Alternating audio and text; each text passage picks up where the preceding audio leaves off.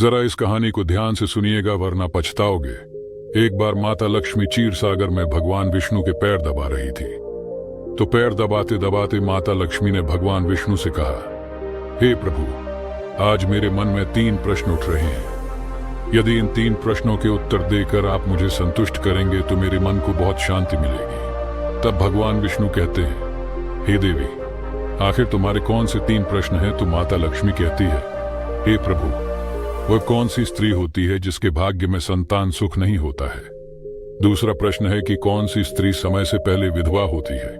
और मेरा तीसरा प्रश्न है कि कौन सा श्रृंगार करने से स्त्री को स्वर्ग में स्थान प्राप्त होता है? दोस्तों, तब भगवान विष्णु कहते हैं कि हे लक्ष्मी, यह तुम्हारे तीनों प्रश्न बहुत ही ज्यादा महत्वपूर्ण है। जो भी व्यक्ति इन तीनों प्रश्नों के उत्तर समझकर इस पर्याप्त ज्ञान को अपने जीवन में उतार लेता है। जब तक मैं कहानी सुनाऊं तब तक तुम्हें इस कहानी को ध्यान से सुनना है। तो माता लक्ष्मी कहने लगी, प्रभु, मैं आपको वचन देती हूँ कि इस कथा को मैं पूरे मन और लगन से सुनूंगी। आप कृपया उस कथा को आरंभ करें।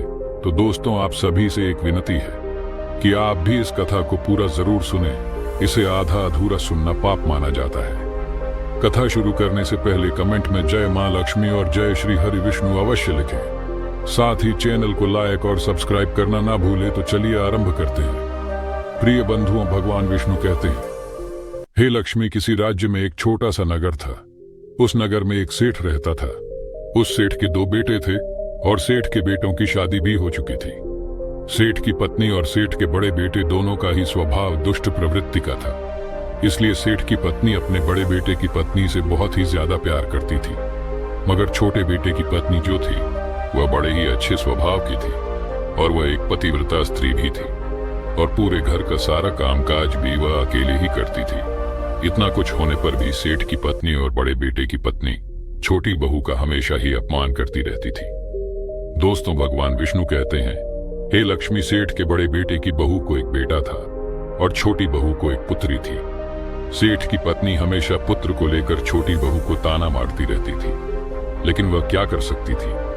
वह हमेशा उनके ताने सुनती रहती थी। दोस्तों, तब भगवान विष्णु कहते हैं, हे लक्ष्मी, अब मैं तुम्हें छोटी बहू की कहानी अच्छे तरीके से समझाता हूँ। इस कहानी से तुम्हें तुम्हारे पहले प्रश्न का उत्तर प्राप्त होगा। तुम्हारा पहला प्रश्न था कि कौन सी स्त्री के भाग्य में पुत्र की प्राप्ति नहीं होती है।